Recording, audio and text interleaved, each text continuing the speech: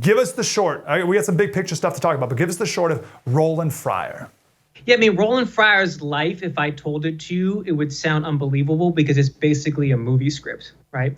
So a kid who's born into a poor, small town in Florida. His dad goes to jail when he's a teenager. And his mom literally abandons him within a couple months of him being born. He doesn't meet his mom until he's in his 20s.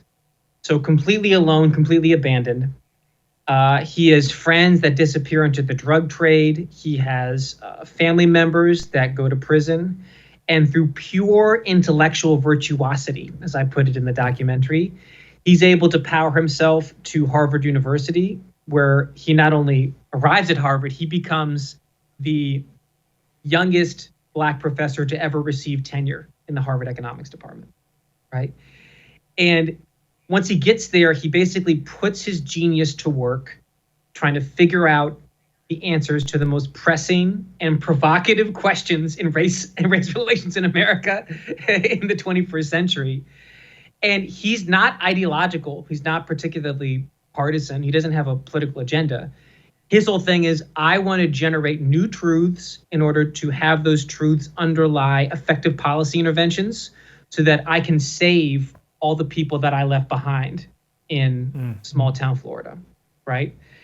But, you know, it turns out some of the truths that he proceeded to dig up did not fit within some neat partisan, within some neat progressive political stories that tend to be the dominant partisan persuasion at Harvard University. And just to finish the story up, his career is suddenly cut short a couple years ago through what's a Title IX investigation, which is the kind of in-house, on-campus sexual harassment regime. And this is a regime that is like notoriously opaque and prone to ideological abuse. And that's what ends up cutting his career short. And nobody had anything to say about it. Nothing. It was just silence. Like, this guy is on a rocket ship to the moon. He's a superstar. He's on all the brochures at Harvard University. He's exactly who they think that they are, who they would give opportunities to.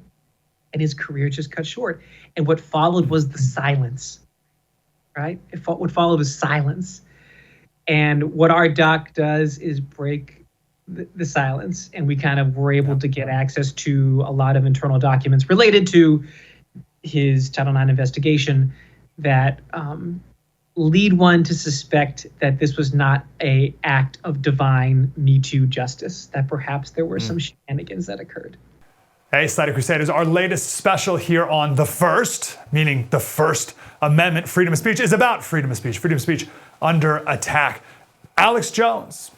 Why was Alex Jones found guilty? What did he do exactly? Doesn't he also have freedom of speech? No. And if he doesn't, then you don't. We'll talk to one of his lawyers with the true story of that. We're also going to talk to someone who was canceled, what it did to his life, what it did to his family, and his advice for the rest of us. That special is available now, right here on The First TV. You can download the app for free as well at thefirsttv.com.